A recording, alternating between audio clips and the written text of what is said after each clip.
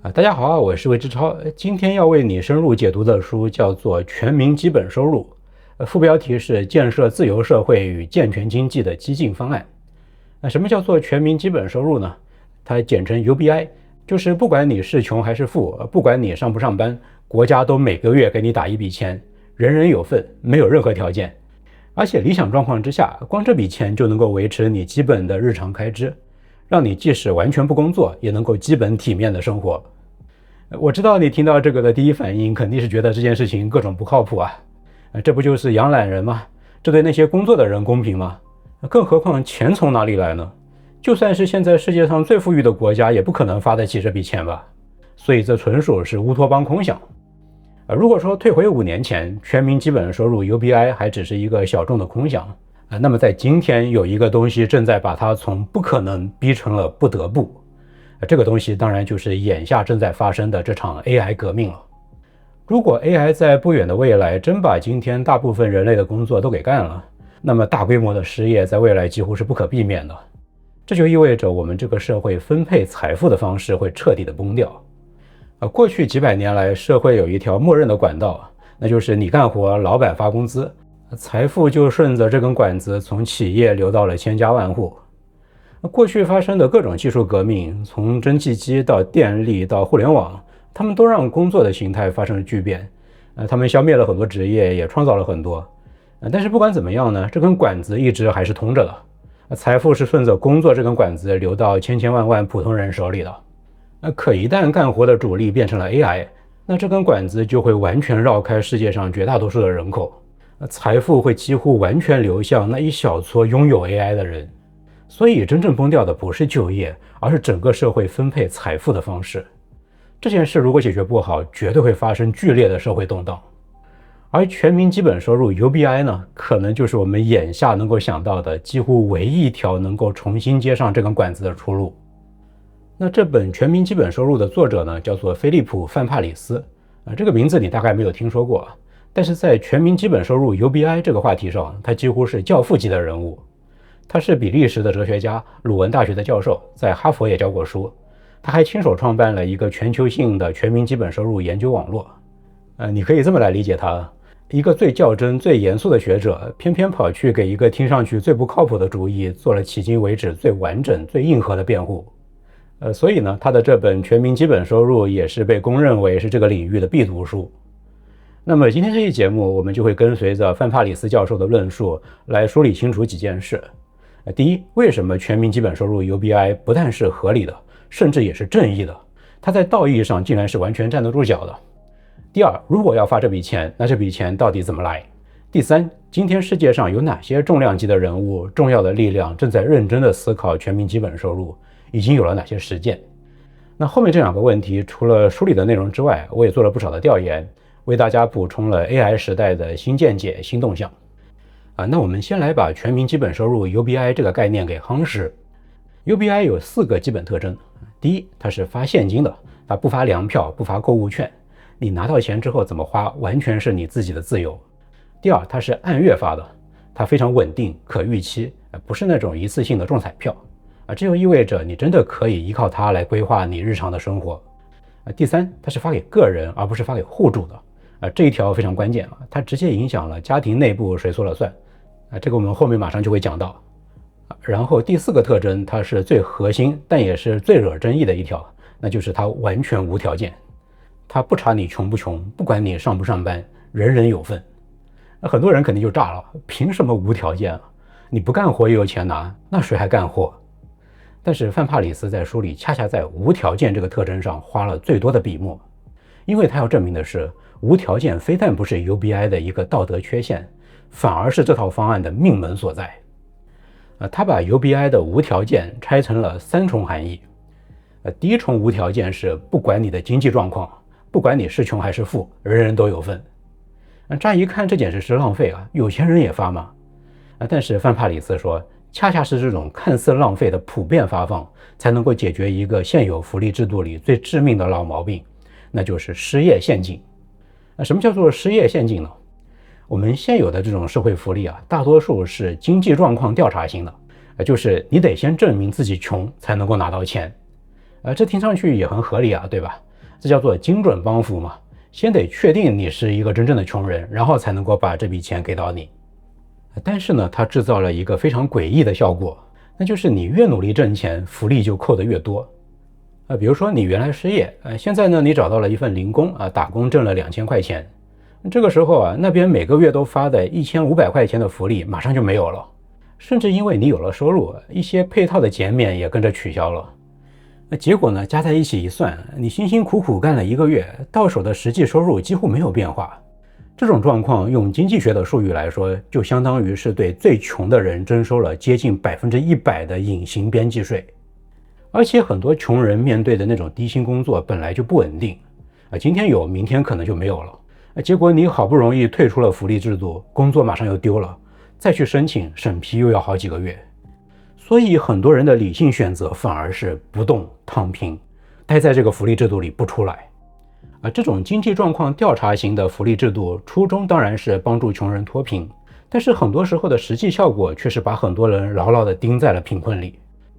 那全民基本收入 UBI 是怎么解决这个问题呢？很简单它是人人有份的，不查收入的。你去打工，基本收入1分钱都不会少，你挣的每1块钱都是净增加。那这样一来呢，接一份可能不够稳定的工作也就不再是一场赌博，而是一个稳赚不赔的选择。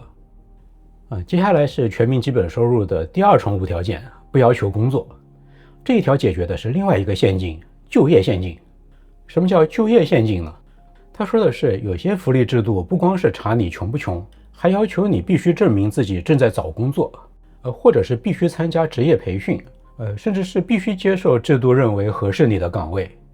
这听起来好像很合理你拿钱总得有点条件吧？但问题是，一旦你的生存被这些条件给绑住你就很难拒绝任何烂工作了。老板知道你没得选，制度也知道你没得选，于是最没有议价能力的人就最容易被推到那些最差的岗位上。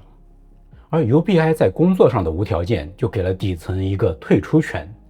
你们没有办法欺人太甚，我有拒绝一份烂工作的底气。我们再来看 UBI 的第3重无条件，无条件的发放给个人，而不过问你的家庭关系。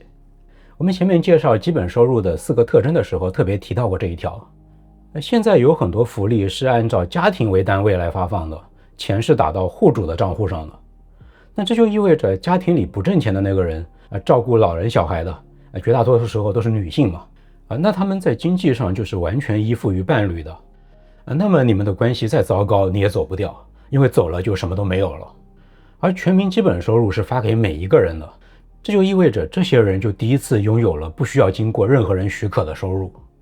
所以呢，范帕里斯说，全民基本收入给每个人的不是一张躺平许可证，而是一张最低限度的退出牌。它让你敢于对那些好机会说好，因为试错不会让你血本无归。它让你敢于对坏工作说不，因为你不至于拒绝了就饿死。它也让你敢于对一段坏关系说不，因为你手里终于有了自己的筹码。用哲学家兹沃林斯基的话说，就是能说不才叫自由。在这个意义上，全民基本收入是一件保障自由的武器，而他的能力正是通过他的无条件达成的。当然刚才说的这一些都是理论推演了，真的到了发钱的时候，人到底会不会集体躺平，而不是去追求什么自由呢？那后面呢，我们会看到几场真金白银的实验，结果并不符合发钱一定养懒人的直觉。但我们放到后面一点再说，因为还有一个更加尖锐的问题要首先面对，那就是凭什么我辛辛苦苦工作，你什么都不干也能够拿到钱，这公平吗？ UBI 也许像你说的那样，的确比其他的福利制度更加的合理，但它未必正义这是全民基本收入要面对的最汹涌的一种道德反感，那就是不劳而获。不劳动者不得食，这在今天绝大多数人的观念里都是天经地义的事。范帕里斯教授并没有回避这个问题，他的回应方式呢，不是跟你辩论懒人也应该拿钱，而是从根子上翻转了一个前提。他要我们重新想一下，你挣的钱真的全是你自己挣出来的吗？要谈这个问题我们就要去看几个关于资源的例子。先从最古老的资源土地开始说起。土地是谁创造的？不是任何人，它就在那里。可是呢，后来有人把它圈起来，变成了私有财产。早在1796年，美国开国元勋之一的托马斯·潘恩就提出过一个思路。他说，你可以拥有你在这块土地上改良出来的那一部分价值，你盖的房子啊，你种的庄稼呀，但是土地本身原本是属于所有人的，你把它圈走了，你就欠了所有人一笔使用费。这个逻辑很朴素啊，你可以拥有你改造出来的那些东西，但是你不能假装最底层的自然资源从一开始就只属于你。那我们再来看第二样资源，石油。在美国阿拉斯加有一个全世界独一无二的制度，叫做永久基金红利，它也是这个逻辑。阿拉斯加地底下有石油，石油是大自然给的，不是任何阿拉斯加人自己创造出来的。所以阿拉斯加州政府就用一部分石油收入成立了一个投资基金，每年都把这个基金的投资收益平均分给每一个阿拉斯加的合法居民，不管你是穷还是富啊，不管你干不干活。从1982年开始，年年发，已经发了40多年了。这个政策看起来很左，很社会主义，是不是？但这件事是由共和党州长推动的。设计这个制度的州长哈蒙德自己就说过，他说社会主义是政府从富人手里拿钱，按照政府认为最好的方式来分配。而阿拉斯加发的这个红利恰恰相反，它是把按照宪法本来就属于所有人的钱还给每一个人，让每一个人自己决定怎么花。还有什么比这更加资本主义的？阿拉斯加的这个永久基金红利本质上就是一种股东分红嘛。石油是一种共同资产，你是它的股东之一，所以你就该拿你的那一份分红。再来看第三样资源，大气。地球大气层吸收二氧化碳的能力是有限的，企业排放碳，那就是在使用一种属于全人类的公共资源。所以呢，今天的碳排放税的逻辑也是用了大家的东西就得付租金。那到这里你可能已经看出这个逻辑的走向了。土地是公共的，石油是公共的，大气是公共的，那么还有什么东西也是公共的呢？答案就是知识，人类几千年积累下来的整个文明的基础设施，它也是一种公共资源。这一点在 AI 时代变得格外刺眼。今天的大语言模型是怎么样训练出来的？它吞噬的是人类几千年来的知识积累，从古希腊哲学到现代物理学，从莎士比亚到维基百科，从公共科研资金资助的论文到无数普通人在互联网上写下的东西。AI 的研发还依赖公共教育培养出来的工程师，政府资助的基础研究，以及整个社会的协作网络。AI 公司当然有创新当然它有巨额的研发投入和商业风险，这些贡献都是真实的，也应该得到应有的回报。但是这些公司未来可能要创造的那些天文数字般的超额利润里，有多少是真正从零开始创造的？有多少其实是站在几千年人类文明的公共土壤上才长出来的？我们可以来看一个相关的估算。诺贝尔经济学奖得主赫伯特·西蒙曾经做过一个估算。西蒙认为，在美国和西北欧这样的富裕社会里，一个人的收入里至少有90%来自于社会资本，也就是那些不是你个人努力创造的东西。比如说一个社会的技术的传承，比如说它的制度环境，比如教育体系以及市场基础设施。没有这些社会资本，你绝大部分东西其实都造不出来。你今天能够靠写代码年薪100万，不是因为你一个人在一个山洞里就发明了计算机、编程语言、互联网、大学教育和风险投资体系。你个人的努力当然非常非常重要，但它能够变成那么高的收入，是因为你踩在了一个巨大的公共平台之上。按照赫伯特·西蒙的估算，就算对所有人征收70%的统一税，那剩下的那30%仍然远远超过你纯粹靠个人努力应得的那一份，因为个人努力按照他的估算只占10%，你拿到手的依然是3倍。所以范帕里斯在书里说，未来用来资助全民基本收入的钱，不是从生产者凭空创造的东西里征收的税，而是这些生产者为了使用我们集体继承的遗产而应该支付的使用费。而且它并不是只分给底层，而是应该雨露均沾地分给这份社会资本的所有继承者。这非但不是不公平，反而是本该要有，而我们今天并没有能够做到的公平。创新者当然应该拿到创新的回报，企业家当然应该得到承担风险的那一份报酬，但是那些公共遗产、公共资源也本该收使用费。全民基本收入其实就是这笔使用费。这些就是全民基本收入在道义上的2根支柱。第一根支柱是自由，它给了你退出的底气；第二根支柱是公平，它并不是把别人的钱抢过来分给你，而是把本就属于你的那一份公共遗产的分红还给你。但你接下来可能就要问，就算这2根支柱都站得住脚，但为什么非要上给全民无差别发钱这么激进的方案呢？面对未来的 AI 冲击，那些更加温和的、更加成熟的福利和就业保障制度难道不行吗？比如像是就业再培训啊、政府保就业啊，这里面有一些已经在很多地方执行了很久啊。那我们就来做一次压力测试，看看这些所谓的更加温和的、更加成熟的福利和就业保障制度到底行不行。先来看就业再培训，你失业了，那就去学一个新的技能，这当然有道理啊，也确实能够帮助一部分人。但他赌的一个前提是，总有足够多 AI 干不了，而且人人都学得会，而且还来得及转型的新工作。而 AI 时代真正的威胁不是某几个岗位需要换技能，而是工作这根管道整体在变细。再培训能够帮你从一根细管子跳到另外一根细管子，但是它没有办法把管道重新接粗。再来看政府保就业，也就是政府来当最后的雇主。这听起来比白发钱要更加体面一点，毕竟它还保住了不劳动者不得时这个工作人力。但是为了发工资而硬造岗位，这就很容易变成那种效率非常低下的强制劳动。学者比尔·乔丹说，如果我们对强制劳动方案有任何了解的话，那就是它的效率低得吓人。从古拉格到战时集中营到撒切尔时代的以工代赈，他们的特点都是监管成本巨大，而劳动产出惨不忍睹。然后再来看一个有不少经济学家津津乐道的方案——负所得税。正数负数那个负。正常的所得税就是你挣了一笔钱就给政府交一部分嘛，而负所得税呢是把这个方向给倒过来，是你的收入低于某一条线，政府就反过来给你补一笔钱，你的收入越低，补的就越多。范帕里斯教授说，在数学效果上，负所得税跟全民基本收入可以非常接近。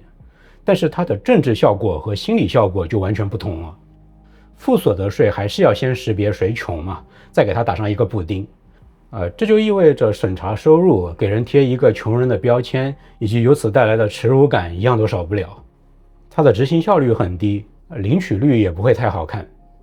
而全民基本收入是事前发放，人人有份，没有标签，就不存在你是被救济的那个人这回事了。还有一个方案叫做一次性基本禀赋，也就是一次性给你发一大笔钱，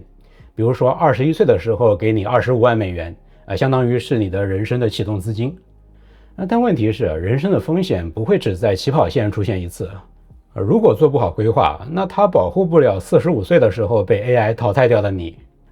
只有像 UBI 这样按月发、终身发，才能够保护每一个人不被年轻时的自己给坑了，也不被中年的意外打倒。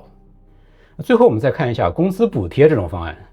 也就是政府给那些低薪的工作补一部分薪水，那它当然可以提高那些低薪工作的吸引力啊，但是本质上它是在补贴那些低薪岗位，真正的收益是流向于雇主的，它没有像 UBI 这样给劳动者一张退出牌。范帕里斯说，并不是说这些福利方案、补贴方案完全没有用，他们各自都能够在局部起到非常不错的作用，很多其实都可以跟全民基本收入搭配使用。但是呢，如果我们把前面讨论过的各种条件都摆开来，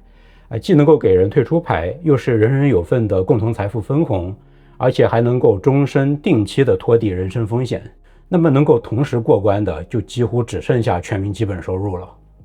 所以我才在开头说，它几乎是未来 AI 时代唯一一条能够重新接通那根管道的出路。范帕里斯在书里用了一个特别好的比喻，他说现有的各种社会福利都有点像是一张网，等你掉下去了它才接住你，但是全民基本收入不是网，而是一层非常牢固的地板，你随时都站在上面，每个人都站在上面。有了这层地板，人们就更容易接受一份起薪不高但有培训价值的工作，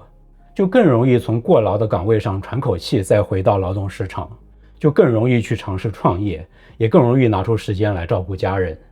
地板不是用来躺的，而是用来站的。那么下一个问题就是，这样一层能够托举起全民的地板，到底由谁来买单呢？很多人一听到全民基本收入这个词，第一反应就是拿计算器来算一下，人口乘以每个月能够维持体面生活的生活费，再乘以12个月，那这个数字绝对是大到吓人啊，哪个国家也发不起啊。但是范帕里斯教授说，这种算法犯了一个根本性的错误那就是他算的是总支出，而不是净成本这两个东西其实差别巨大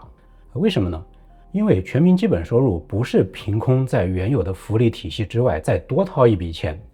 它是会替代掉相当一部分现有的福利、税收减免和行政成本的。很多现在需要审批、审查、证明、复审的钱会改成自动发放。与此同时，那些高收入者虽然也会收到基本收入，但是会通过税收的调节，把一部分钱甚至是更多的钱交回去。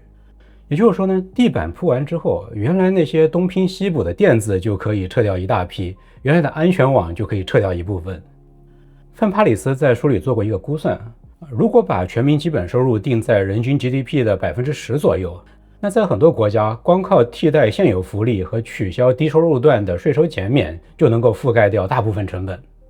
那么剩下的缺口怎么填呢？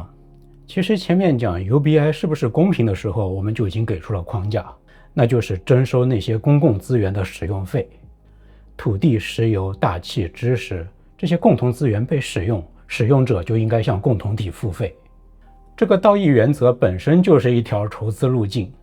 翻译成具体的收钱工具就是自然资源收资源租金，阿拉斯加已经做了40年，碳排放收碳税，欧盟已经在做，再加上未来的 AI 和数据收使用费，以及还有机器人使用税。比如比尔盖茨就说过，如果一个机器人替代了缴税的工人，那个机器人也应该承担类似的税负。再往前一步呢，就不只是收税，还可以让全民直接持有一部分生产性的资产。经济学家詹姆斯·米德管这个叫做颠倒式国有化。普通的国有化是国家直接把企业给管起来，而颠倒式国有化呢，是一个企业的经营权、管理权还是完全属于私人，但是民众会持有一部分企业的股权，靠分红给全民发钱。这个思路在 AI 时代已经有了非常具体的回响。OpenAI 的 CEO 山姆·奥特曼前几年提出过一个美国股权基金的设想，就是提议美国政府对大型企业征收一定比例的股权，然后把这些股权注入到一个全民持有的基金，定期给全体国民分红。这些工具的名字不同，底层逻辑都是同一个，那就是财富越来越是从这些公共资源和公共知识里长出来，那么公共财政就应该跟着财富的源头走。当然这些方案不是魔法棒一挥就一劳永逸地解决了分配问题。资本会跨国流动，企业会避税，税制如果设计不好的话，可能会伤害到创新，国际协调肯定是必不可少。所以在今天呢，钱从哪里来确实是全民基本收入最现实也是最大的一个障碍。但是呢，这个问题可能到未来不得不实行 UBI 的那一刻，会有一个惊天大反转，因为逼出全民基本收入这个需求的是 AI， 而 AI 本身可能恰恰会把钱从哪里来这个障碍给拆掉。马斯克在2024年说过一句话，他说未来不是全民基本收入，而是全民高收入，因为 AI 和机器人会创造远超过今天想象的物质丰裕。到了2025年的时候，他就说得更加直接了，他说如果 AI 和机器人持续进步，那在未来的某一个节点，钱本身会变得不再重要。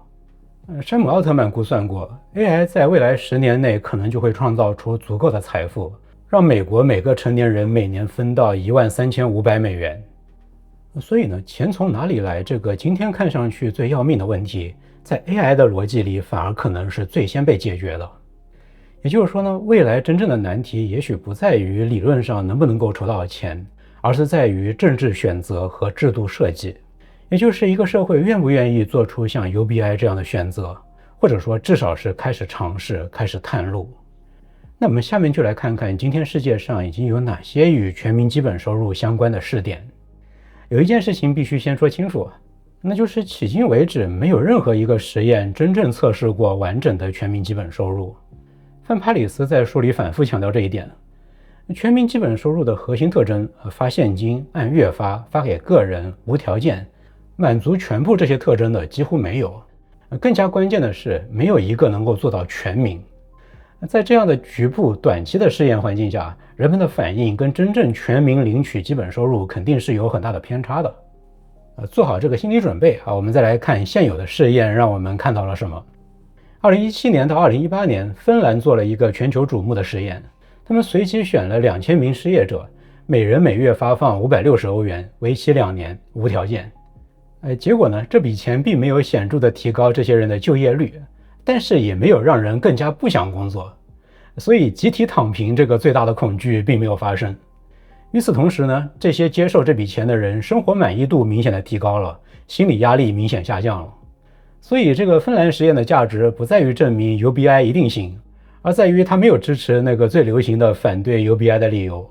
同时呢，它也揭示了一个容易被忽略掉的东西，那就是心理安全感本身是很有价值的，毕竟人的幸福感是一种主观体验。再来看一个美国的试点，加州斯托克顿这个地方做了一个叫做 SEED 的项目，他们是给125名中低收入的居民每月发500美元，持续2年。结果证明了另一件事，就是这些人没有拿这笔钱去挥霍，而是拿去还债、买菜、应付突发开支，都是花在一些非常实在的地方。而且在这个实验里，这些人的全职就业率上升了，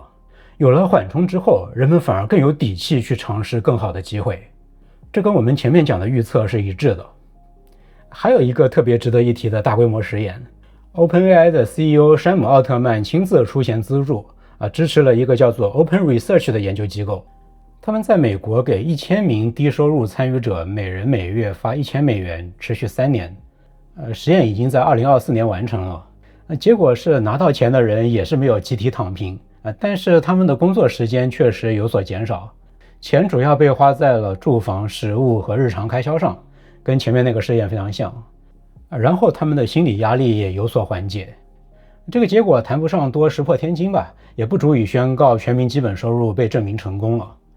但是这项研究有一个额外的价值，那就是它让大家看到科技圈里那些最清楚 AI 即将冲击劳动市场的人，已经在认真的拿真金白银做实验了。而2020年的新冠疫情给全世界上了一堂意外的大课，美国直接给每个成年人寄支票，很多国家也做了类似的事情，不审查你有没有工作，直接发现金。这很大程度上就是全民基本收入的一次预演，它证明政府完全可以在技术上做到这件事。但是即便已经有了那么多的信号，完整的全民基本收入仍然没有任何国家在真正落地。理念的升温和社会真正准备好接受它之间隔着一条巨大的鸿沟。范帕里斯对这个非常坦然，他在书里明确说，全民基本收入不太可能通过什么惊世骇俗的革命一步到位，它更可能像是从后门溜进来的。它很可能先会从部分基本收入开始，比如说一开始它的金额不足以支撑你独立的生活，但足以提供一个真实的安全垫，让你有一部分心理安全感。再比如它可能从特定的入口切入，比如说把儿童津贴做成全民覆盖，把老人的养老金做成无条件发放，把碳税收入做成人人有份的分红。这些后门每一扇都不是完整的全民基本收入，但是每一扇都在往那个方向铺路。1889年，德意志帝国的首相俾斯麦创立世界上第一个强制养老保险的时候，工人要缴满30年才有资格领养老金，缴费率只有工资的2%，所以最后拿到手的养老金也非常的低。跟今天任何一个发达国家的养老金制度相比，这简直就是个笑话。但是今天成熟的那些养老金制度就是从这样一个笑话开始的。全民基本收入的实现路径很可能也是这样。说到底，全民基本收入这件事情今天之所以比任何时候都更加迫切，也比任何时候都更加容易被人接受，都是因为 AI 让这件事情变成了一个不得不的事情，同时呢，它也拿掉了压在全民基本收入头上最大的那个道德负担，不劳动者不得食。当机器越来越会生产，模型越来越会创造，那劳动这件事就第一次不能够再稳稳地充当分配财富的前提了。人不工作凭什么拿钱？这句话的道德分量正在下降。当机器越来越多地接管工作的时候，人类共同创造出来的文明红利凭什么只流向拥有机器的那一小撮人？这个问题的道德分量正在上升。好，这本全民基本收入就为你解读到这里。书籍的详细信息我已经放在节目下方的描述栏里了，供有需要的朋友查阅。如果你喜欢今天这期节目，请你点个赞、分享和订阅频道，这是对我最大的支持。我是魏之超，我们下本书再见了。